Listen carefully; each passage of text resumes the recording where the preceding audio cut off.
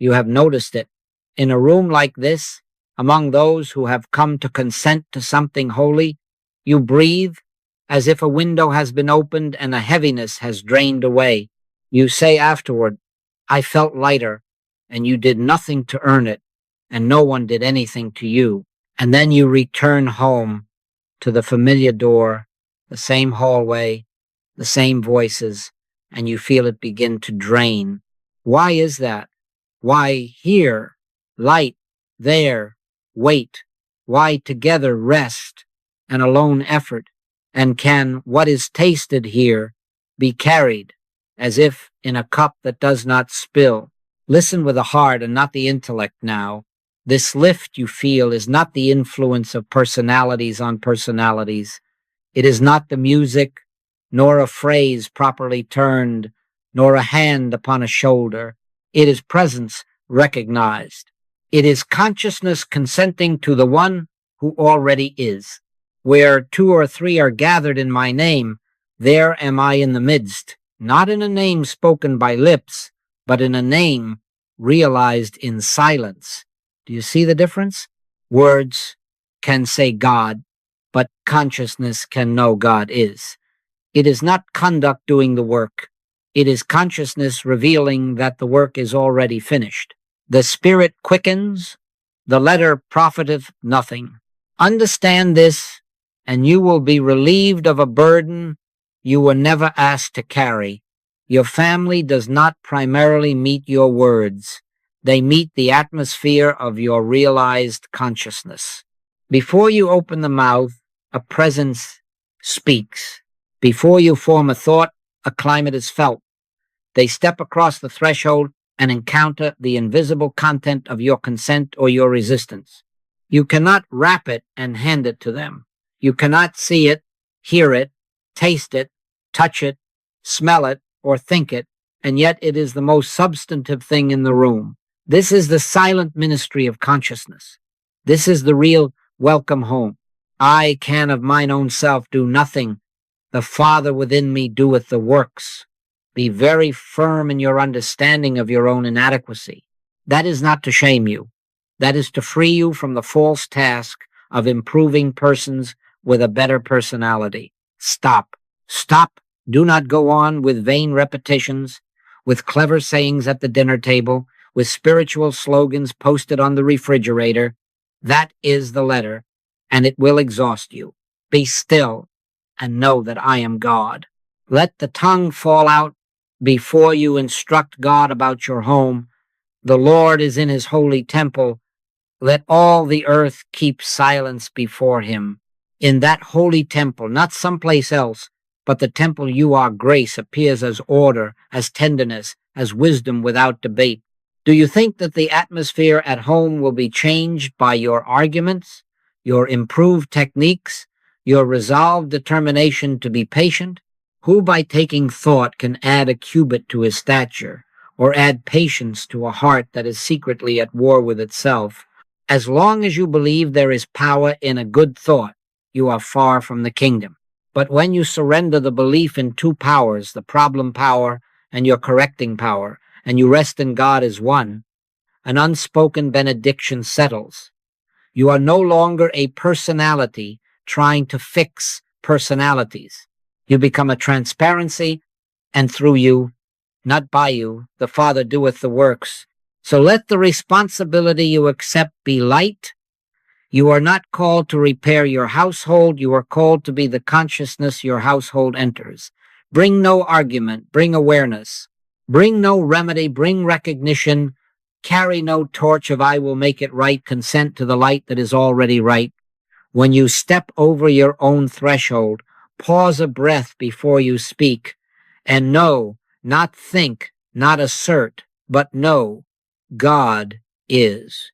Do not hold it as a sentence. Let it hold you as a stillness. In that stillness, the invisible becomes the only atmosphere in the room, and before anyone knows why, they breathe, they rest. They are met not by you, but by the one who is forever in the midst. You have tasted it, and you have wondered, why does it seem stronger together?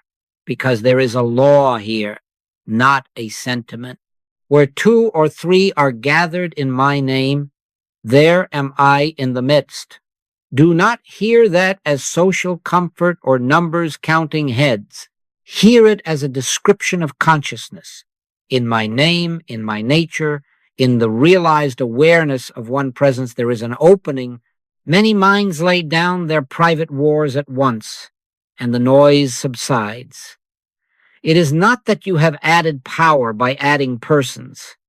It is that you have removed resistance by relinquishing personal doership together, not by might, nor by power, but by my spirit, saith the Lord.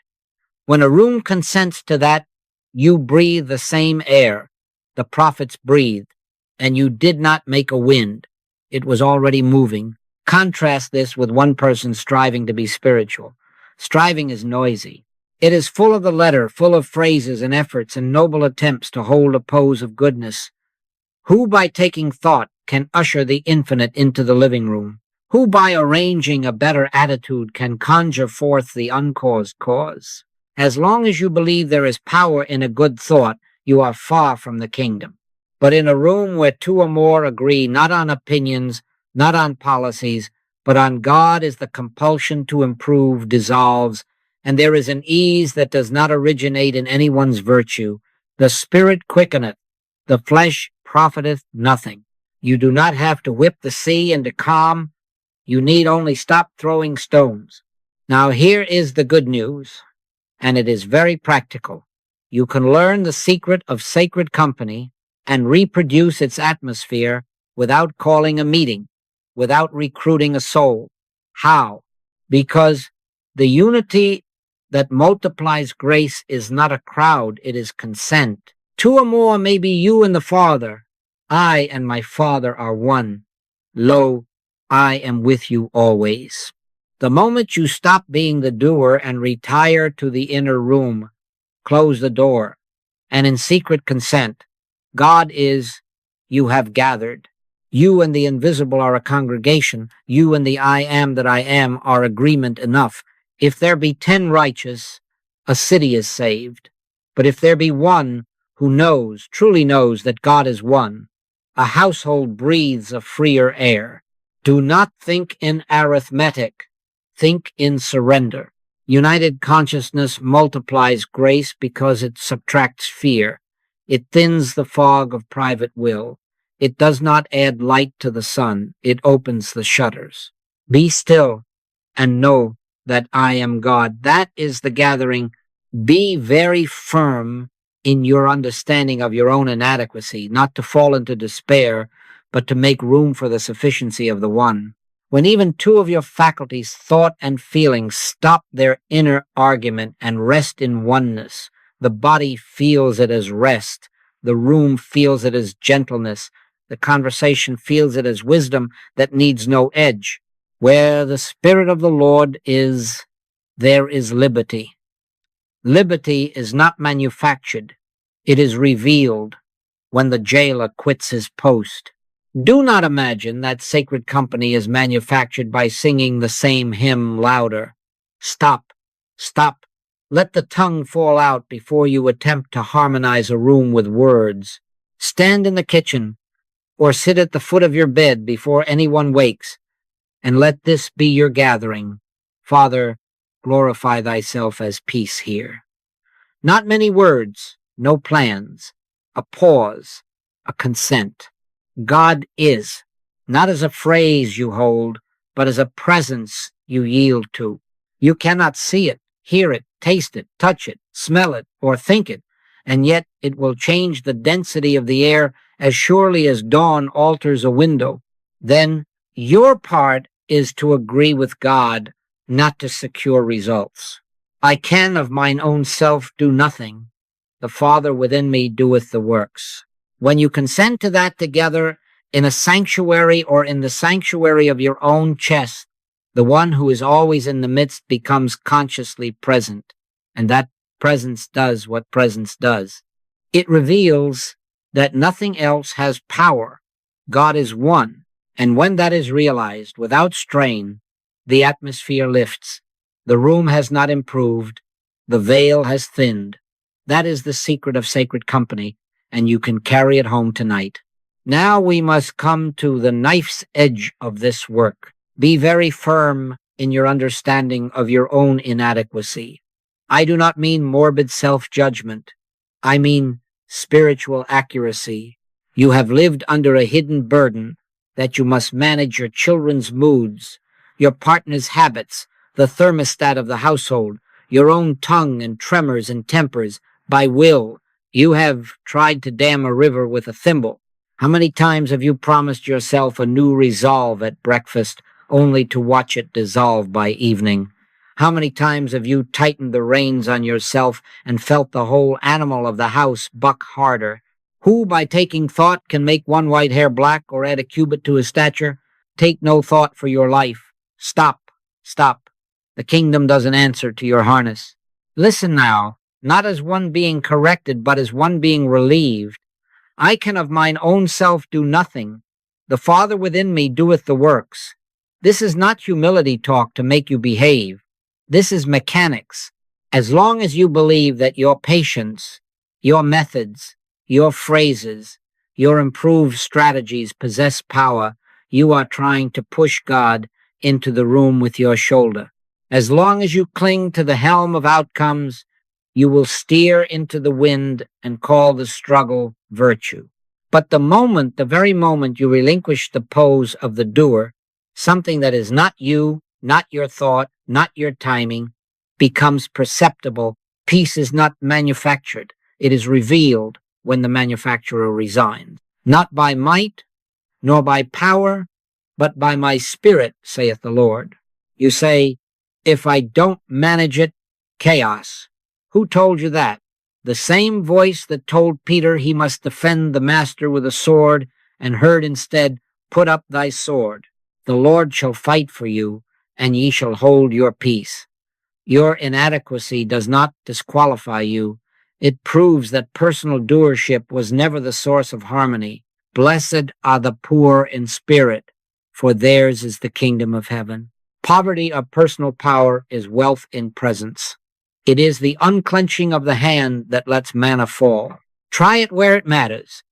In the heat of an argument, in the child's tantrum, in your own rising pulse. Do not reach for a spiritual weapon. Do not load the chamber with affirmations. Let your tongue fall out before you instruct God about your home. Be still and know that I am God. In that inner second whisper, without words, Father, this is thy house. Do thou the seeing, the speaking, the loving. Hold those teeth together if you must, but open the heart. Consent. God is not as a sentence to grip, but as the end of your grip. This is prayer as receptivity, not family fixing. This is the Sabbath of the will. You will discover a strange reversal. When you stop being the doer, there is suddenly capacity without effort. Wisdom rises that you did not think up. Softness appears where you were braced. A word is given that has no edge, or no word is needed, and the air itself speaks. You cannot see it, hear it, taste it, touch it, smell it, or think it, and yet the atmosphere lightens by a presence that was not invited, because it was never absent. It is the Father's good pleasure to give you the kingdom, not your project's success to wrench it from his hand. Be disciplined here. Every morning, acknowledge your inadequacy as your doorway. Say within, not as self-scolding, but as self-emptying, of myself I can do nothing. Be thou the doing. Then go about your day unarmed. You will still act, you will still parent, you will still answer a question and wash a dish, but it will not be you as a separate cause.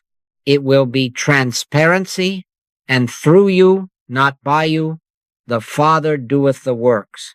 God is one.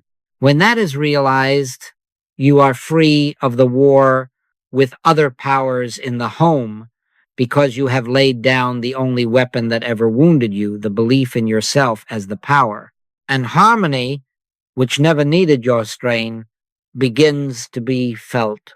Now we come to the root that ends the exhausting skirmish in your own hallway. You have been living as if there were 2, sometimes 10, sometimes a legion of powers contending in that little geography you call home. You have felt my peace versus their anger, my spirituality versus their habits, my patience versus that teenager's rolling eyes, love versus fear, hope versus despair, the quiet of my morning versus the weather of their moods. Hear me with an unclenched ear. As long as you divide reality into competing forces, you will be conscripted into a private war that has no end, because its battlefield is imaginary. Hear, O Israel, the Lord our God is one. God is one. If God is one power, what second power is there to oppose? What third mood to threaten? What atmosphere to conquer? Do not misunderstand me. This is not denial of human feeling. It is denial of feeling as law. The master wept, and yet he did not grant grief authority. He touched the leper, and yet he did not credit disease as power. He walked through a storm, and yet he did not enthrone the wind. Resist not evil. That is not passivity. That is non-recognition of a second cause. When you grant authority to anger or to your rebuttal of anger, you have made unto yourself another god, and you have broken the first commandment in your kitchen, thou shalt have no other gods before me. Our home does not require a victor. It requires the cessation of a war that never had a legal enemy. Let us be very clear. Because God is one, anything presenting itself as a rival power is without law. Mood has no law. Temperament has no law. Tension, sarcasm, the chill that sometimes enters a room. No law, no cause, no substance, no reality as power. They are claims. Claims do not govern. They clamor. They have voice but not authority, noise but not law. As long as you treat the household atmosphere as a force to battle, you fortify the claim with your resistance. But the moment you rest in oneness, the claim is seen for what it is, air without breath, shadow without sun, and you outgrow it as naturally as a child outgrows a toy sword. Be still and know that I am God. I am. Not fear, not a mood, not your will. I am. Who told you you were naked? The ancient question exposes how quickly we accept a report of separation. Who told you that their anger can dethrone your peace? Who told you that your serenity is fragile, hanging by the thread of their compliance? Who by taking thought can turn a household gale into spring? Not you, not I. I can of mine own self do nothing. The Father within me doeth the works. Your task is not to brace against a force. Your task is to agree with God as the only presence and power and let the false premise collapse. Practice this not as argument, but as awareness. The next time you feel the room tilt, do not lay hands on thoughts. Stop. Stop. Let the tongue fall out before you tell God about the temperature of the house. In that breath between reaction and reply, let the two-word treatment meet the only power that is, God is. Not a sentence to wield, a surrender to recognize. In that recognition, the mind ceases to measure weather. It remembers climate. The home is not governed by moods, but by presence when recognized. Where the Spirit of the Lord is, there is liberty. You cannot see it, hear it, taste it, touch it, smell it, or think it, and yet the very air loosens its grip. Nothing has been conquered. Something unreal has been unmasked. But what of love and fear? Are they not opposing? No. Perfect love casteth out fear. Not wrestles it, not argues with it. Presence realized renders absence impossible. Turn on a light. The room does not negotiate with the dark. So with the one, as long as you believe there is power in a good thought, you are far from the kingdom, because you are believing in two, the thought you call good and the condition you call bad, and they're dual. Abide in the vine. I and my Father are one. In him we live and move and have our being. In that oneness, the family does not meet your counterforce. They meet the absence of force. The rest of is. Be very firm in your understanding here. To refuse authority to a mood is not to stuff a feeling. If a tear comes, let it come without coronation. If a word of correction is given, speak it without the heat of a rival power. You may act, you may decide, you may close a screen or open a window, but the action is not a sword, it is a transparency through which the Father doeth the works. Then household atmosphere ceases to be a storm you battle and becomes a thin claim you simply walk through. There is none else. God is one. And when that is lived, the war ends because its second army fails to appear. Now hear a further mercy that may sting before it soothes. Much of what you call bringing truth into the home is management by religion. You have taken the letter of truth and fashioned it into a lever, verses as pressure, affirmations as arguments, slogans as subtle threats. You have announced, peace, be still, not as the master's realized authority, but as a parent's last-ditch policy. And then you are puzzled that it fails, that it even sharpens resistance. Why? Because truth spoken without realized consciousness is noise. The letter killeth, but the spirit giveth life. You can quote the Psalms into midnight and yet cultivate no dawn if the one speaking is still the doer. I can of mine own self do nothing. The Father within me doeth the works. There are two parts to this work. There is the letter of truth, and there is the spirit or consciousness of truth. The letter is holy as a roadmap. It informs, it points, it lifts the mind above the clamor long enough to glimpse a horizon. But the map is not the country. A menu does not feed. As long as you believe there is power in a good thought, power in your phrasing, your recital, your correction, you are far from the kingdom because you have merely exchanged one human weapon for a spiritual-looking one. You are still maintaining two, the problem and your instrument. Ask yourself plainly, who by taking thought can make a home gentle? Who by pressing a verse upon a spouse can open the heart that only God opens? Who by repeating love and light can melt a child's fear if the one saying it is afraid? You cannot see it, hear it, taste it, touch it, smell it, or think it, but the home recognizes embodiment, not recitation. It breathes realization, not rhetoric. Did not our hearts burn within us while he yet spake? They burned because the speaker was not a performer of sayings. He was transparency for presence. Be very firm, then, in your understanding here. Use words only to lead you to silence. Let every statement be a dissolving bridge. God is not a wand to wave over a table. It is a door into the secret place. Enter into thy closet, and when thou hast shut thy door, pray to thy Father which is in secret. Stop, stop. Let the tongue fall out before you deploy another verse as leverage. Close the inner lips. Consent. God is. Not a thought to hold, but an end of thinking. Remain in that wordless pause until your breathing remembers it is not responsible for the wind. In that pause, you are no longer trying to make truth work, you are letting truth be. Then, if a word comes, it will not be yours. If a correction is given, it will land without edge, because it will not carry the vibration of self-defense. Let your words be few, not as austerity, but as accuracy. Sometimes no word will come. A hand upon a shoulder will be enough because the hand is not a tool, it is a transparency. The spirit quickeneth, the flesh profiteth nothing. Flesh includes the flesh of pious effort. You will notice a quiet reversal. Less talk, more light.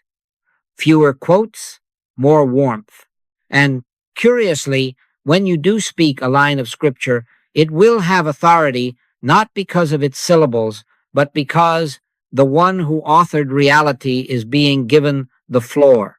Be still and know that I am God. Acquaint now thyself with him and be at peace. Treat every sentence as tinder for silence, every verse as a stepping stone into presence. In that way, the letter finds its fulfillment. It disappears into life. Truth realized becomes atmosphere. And without your watching, the house will breathe, not by might, nor by power, nor by polished phrases, but by my spirit, saith the Lord. Stop, stop. This is the turn. Stop negotiating with God. Stop rehearsing the problem to omniscience as if you were a better reporter. Stop planning spiritual speeches in the hallway like a barrister preparing a case. When ye pray, use not vain repetitions, for they think they shall be heard for their much speaking. Your Father knoweth what things ye have need of before ye ask him. So what is prayer? Prayer is not your noise moving God. Prayer is God moving in your quiet. It is not you at the helm of outcomes. It is you off the helm, consenting to the presence that is already the order of this house. I can of mine own self do nothing. The Father within me doeth the works. Prayer, then, is receptivity, wordless, thoughtless, inner listening. Be still and know that I am God. Not know that I can fix them, not know that I can hold a better thought than theirs. Know I am. God is. As long as you believe there is power in a good thought, you are far from the kingdom. But when you take your hand off the lever and let the river be a river, grace appears as calm water, not by might, nor by power, but by my spirit, saith the Lord. True prayer places you on the receiving end of God. Let this be practical now. The room tightens, voices rise, a door slams.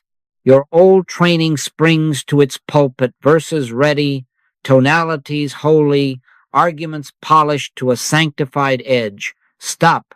Let the tongue fall out before you deploy a single syllable. Close the inner lips. Withdraw to the closet within. If you are in the kitchen, the closet is one breath behind the sternum. If you are at the table, it is the stillness beneath the chair. Enter into thy closet, and when thou hast shut thy door, pray to thy Father which is in secret. Say nothing, seek nothing, consent, God is. Not a thought to clutch, but an end of thinking. Remain until the pressure in the forehead drops back into the heart. Remain until the pulse that wanted to correct becomes the pause that receives. But isn't that avoidance? No, it is obedience. The Lord shall fight for you, and ye shall hold your peace. You are not avoiding action. You are refusing to act as a second power. In that interior hush, you may be given a word to speak, or a hand to lay upon a shoulder, or you may be given nothing but stillness. That stillness is not passivity. It is presence. Where the Spirit of the Lord is, there is liberty. You cannot see it, hear it, taste it, touch it, smell it, or think it, and yet you will feel the density in the air thinning, not because you have won an argument with atmosphere, but because atmosphere has remembered its source. Make this your one rule in the heat of family life. Do not react spiritually. Do not reach for holy tools as weapons. Withdraw, not from your loved ones, but from your doership. Let the recognition of God be the act. If a word is later given, it will be free of the metallic taste of control. If a boundary must be set, it will carry no private grievance, only clarity. If silence is the only instruction, it will be a benediction that cannot be traced to lips. This is your most practical prayer for the home, not attempts to change persons, but silent receptivity to presence. Practice it in small minutes while a kettle warms, when shoes scatter at the door, in the car before you turn the handle.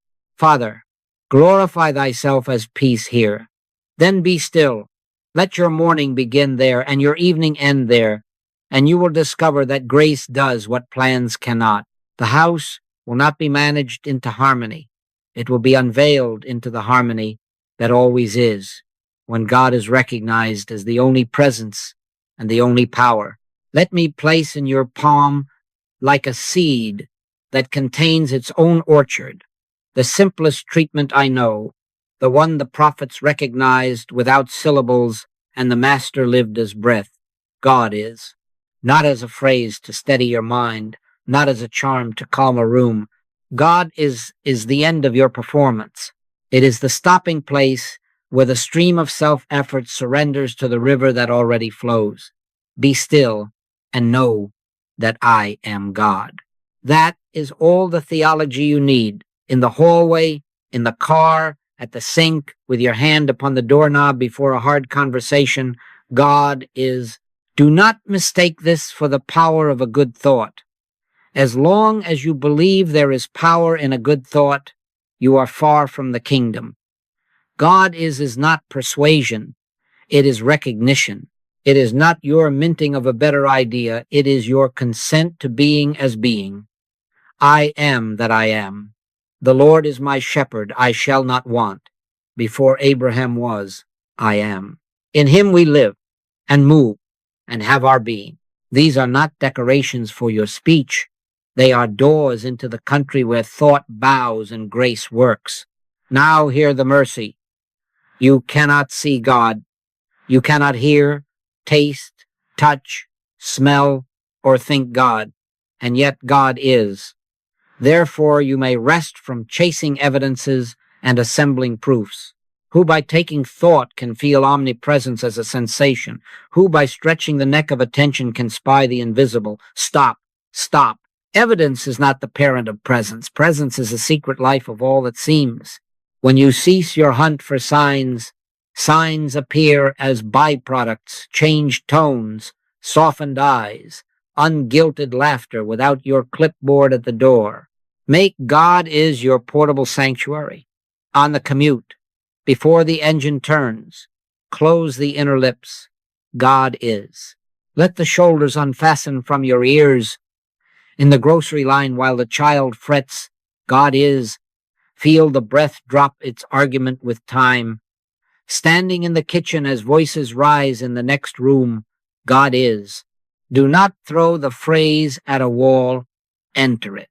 Enter into thy closet and shut the door. God is. Remain until the pressure behind the eyes settles into the chest, and the chest remembers it is not the generator of peace. Remain until the pulse that wanted to fix becomes the pause that receives. When that little shift comes, the loosening, the lessening of inward push, grace has a landing place. The Father within doeth the works. Understand, this is not a holding technique. You do not hold God is holds you.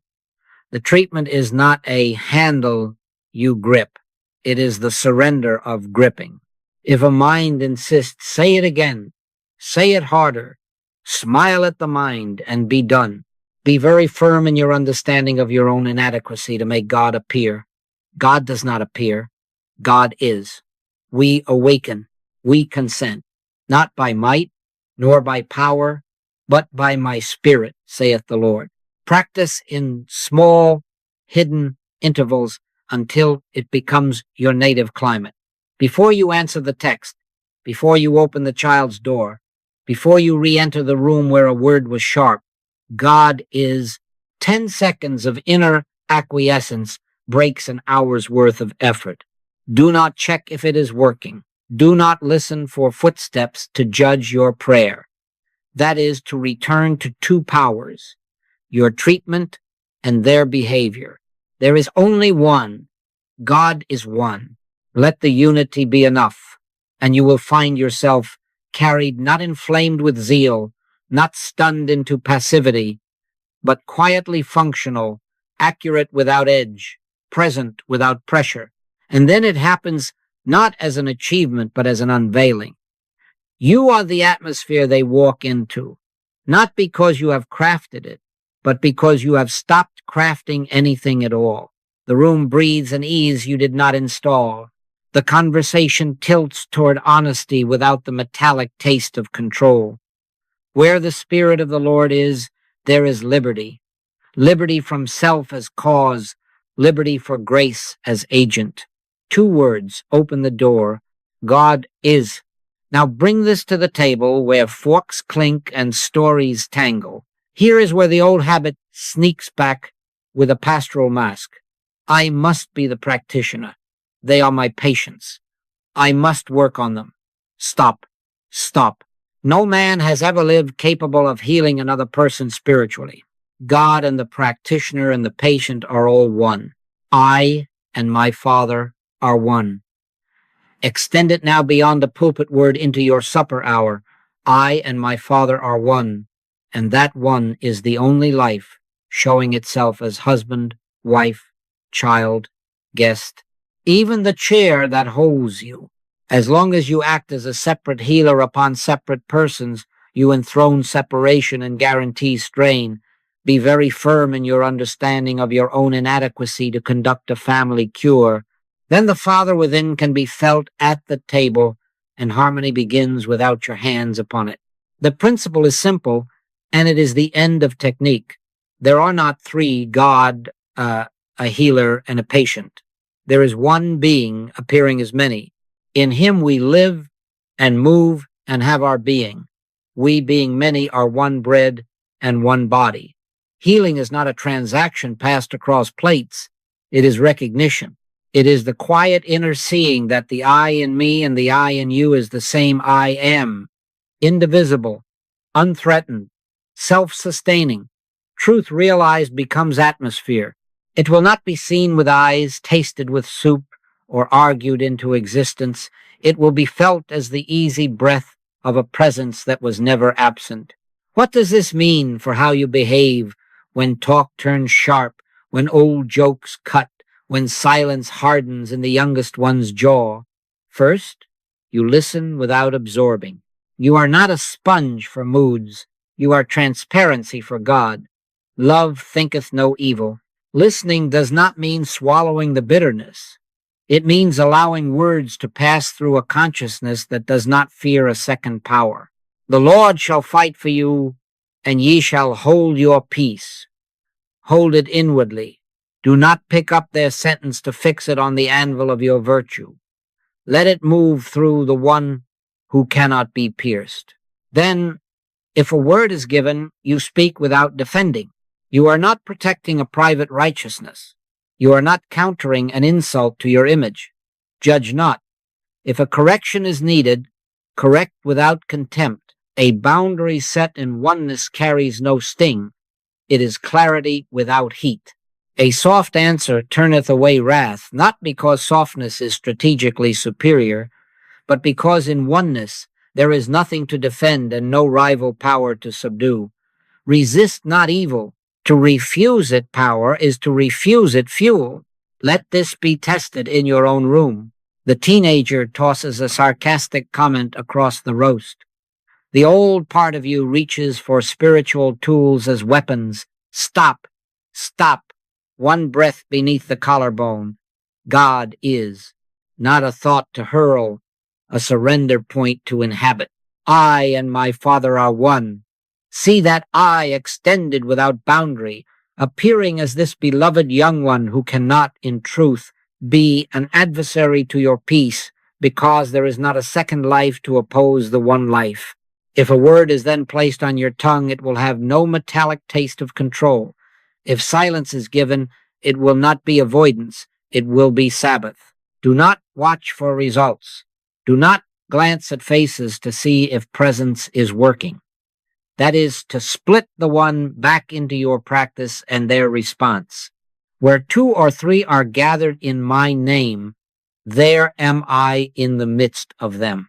Gather within yourself as 2 and 3, the impulse to fix the person before you, and the word I am, and let them be one. One Lord, one faith, one baptism. In that inner unification, something unarguable leavens the whole lump. You cannot see it, hear it, taste it, touch it, smell it, or think it, and yet the conversation loses its edge as a claim without law. He prepareth a table before me. Do not prepare a strategy, prepare consent. Tonight, sit not as the healer presiding over patients, but as transparency for the one presence that is the only host. The home heals fastest when you stop being the healer and rest in oneness. Then the Father within doeth the works through your listening without absorption, through your speaking without defense, through your correcting without contempt, and no one can trace the cause, but all can breathe the grace. God is one, and that one is the atmosphere they now eat and live and grow in. Now let us look with a quiet eye at how this works, because there is a law here, and it is mercy.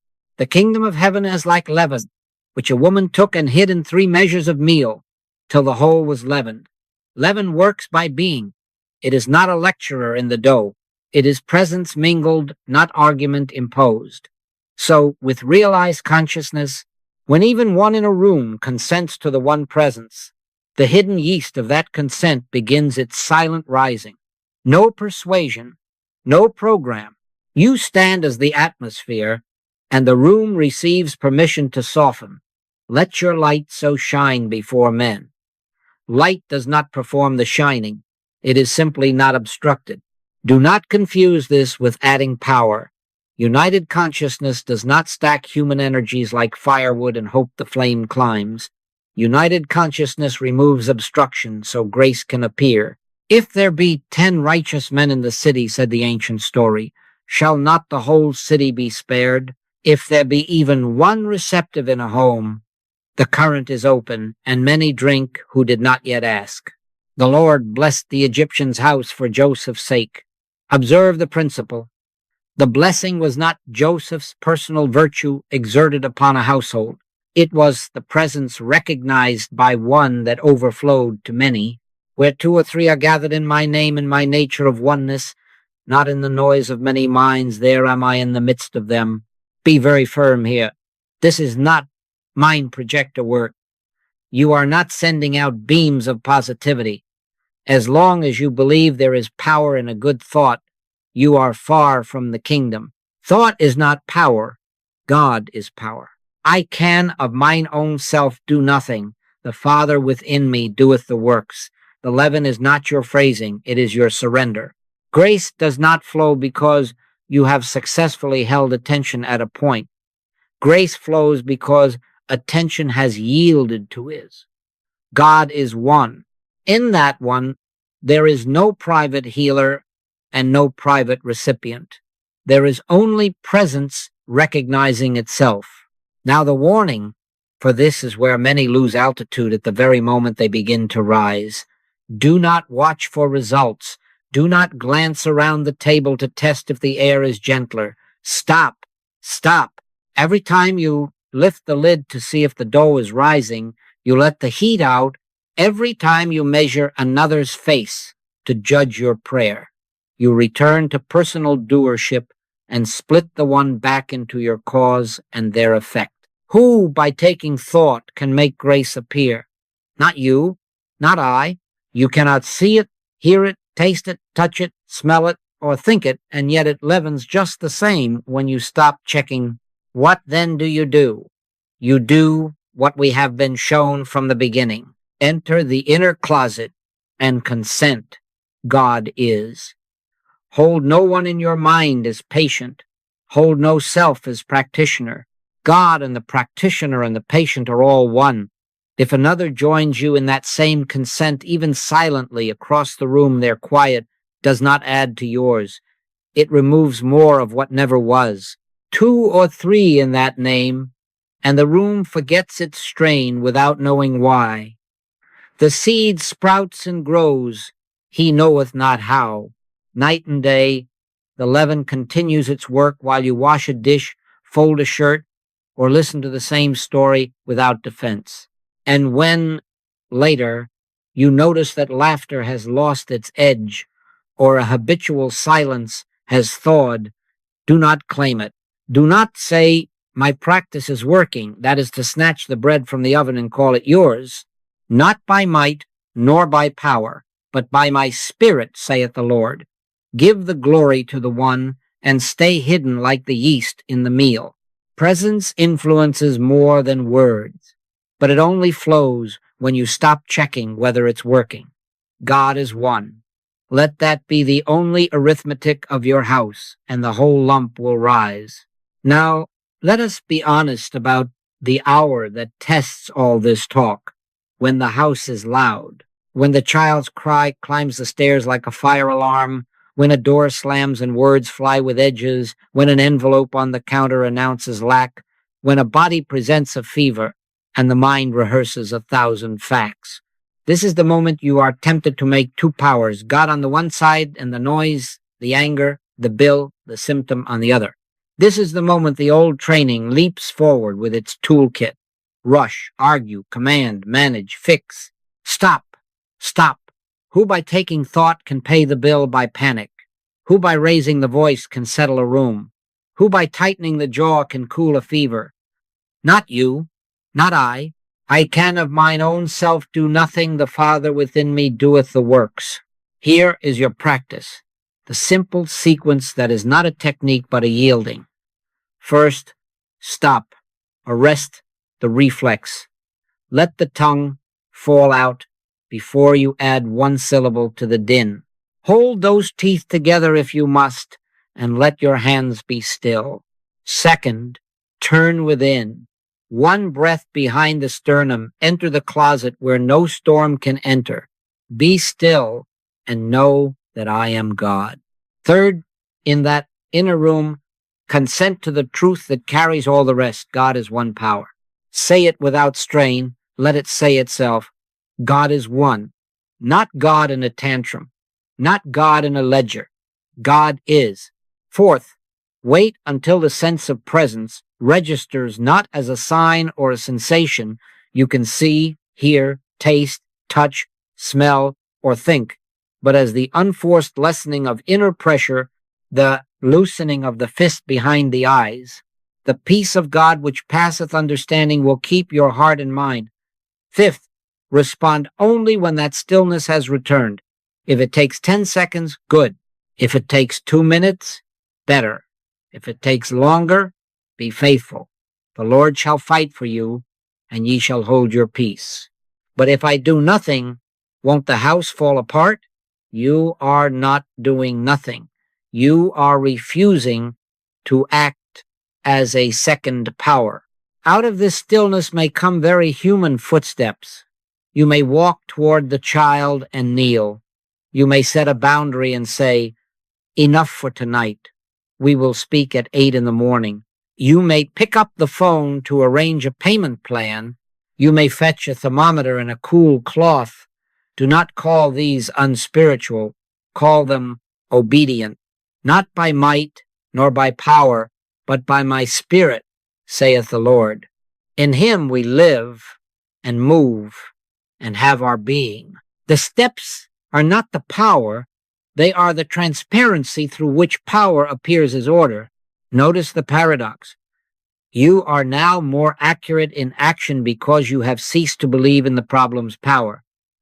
As long as you think anger is a force to subdue, you will meet force with force. Resist not evil. To refuse it, a second power, is to cut off its heir. A soft answer turneth away wrath, not because softness is a better tactic, but because in the recognition of one, there is no rival to wrestle.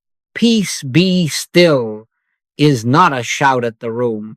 It is the inner recognition of the only sea, and the wind obeys that recognition. What of fear when illness is claimed? Do not argue with symptoms. Do not grant them law. Be very firm in your understanding of your own inadequacy to heal a body. Let the hands cool the brow, if that is given. Let wisdom call a nurse, if that is given. But let neither act spring from terror. Perfect love casteth out fear.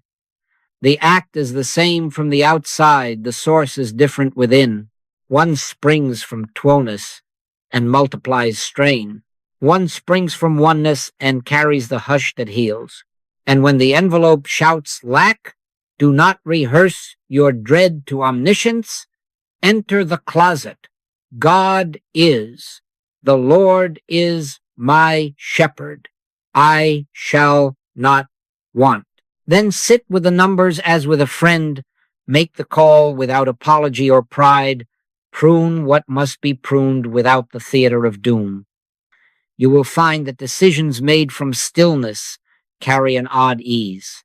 Doors open that you did not know were doors.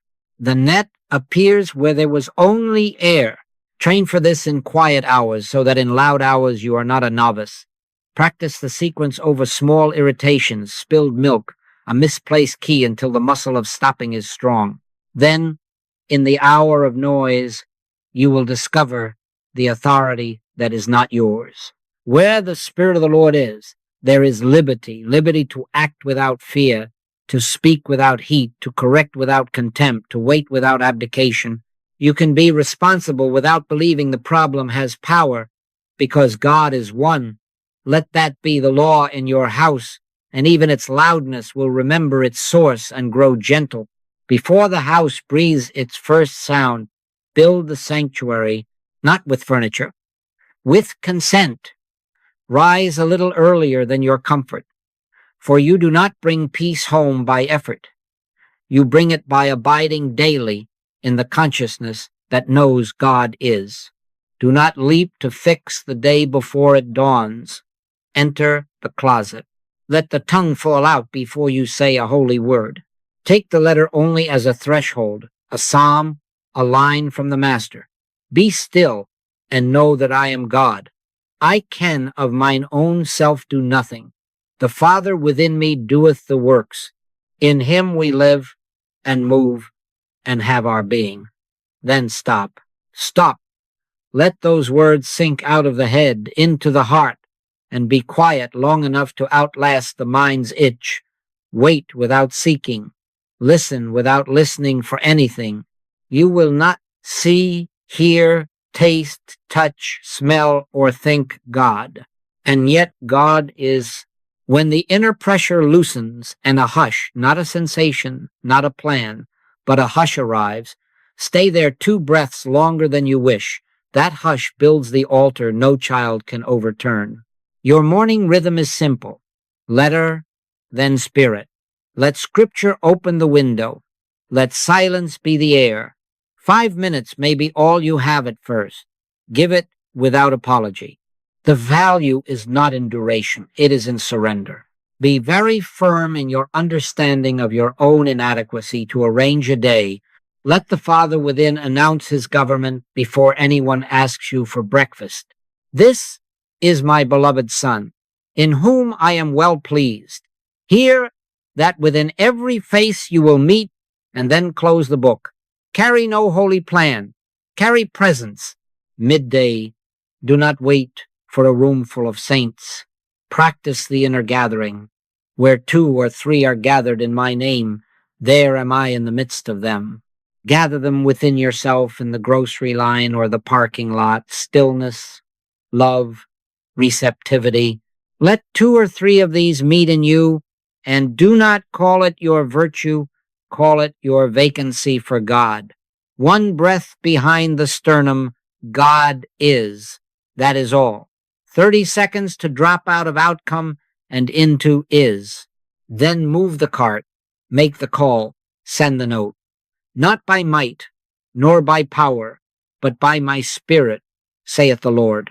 This is how the class follows you out of the hall and into the day you become the class, because the one is what you are consenting to host.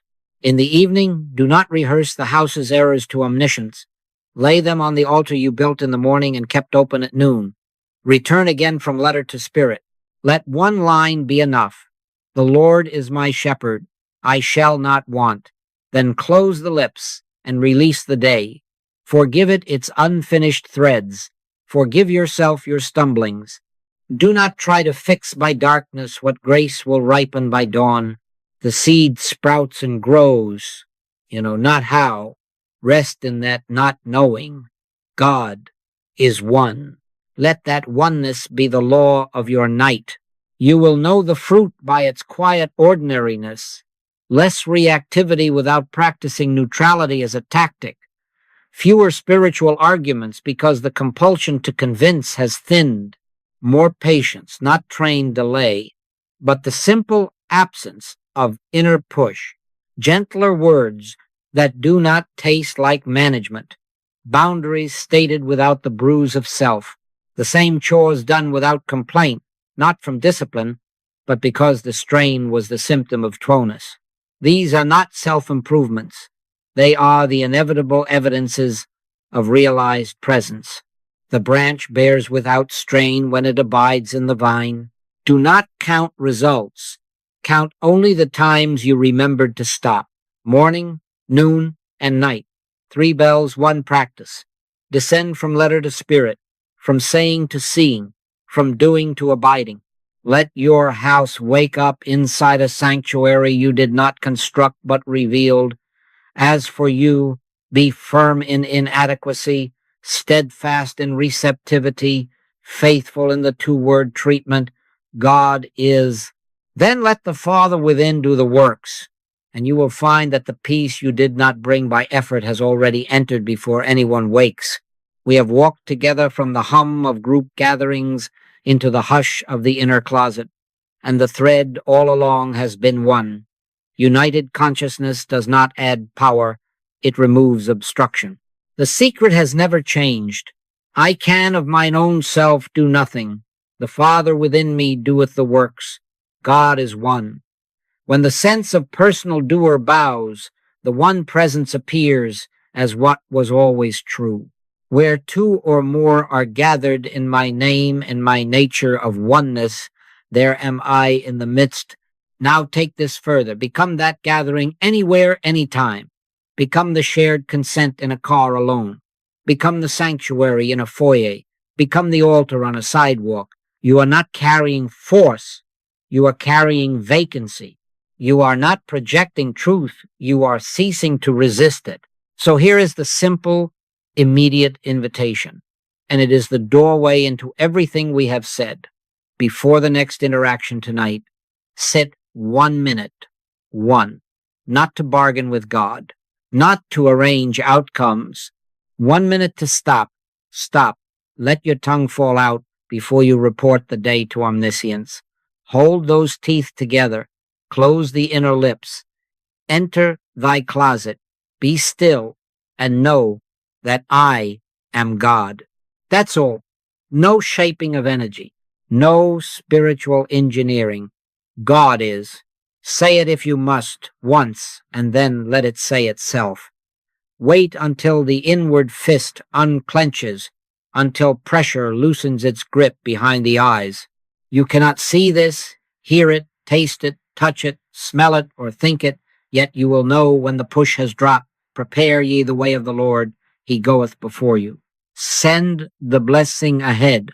Now put it to use on the pavement in front of your house or in the elevator at the end of your day. Do not reach for beams of positivity. Do not try to hold the household in the light as a technique. As long as you believe there is power in a good thought, you are far from the kingdom. This is not moral sunshine. This is surrender, not by might nor by power, but by my spirit, saith the Lord. Stand at the threshold, and let the sense of I and my Father be one, and let that one be the only presence that crosses the sill.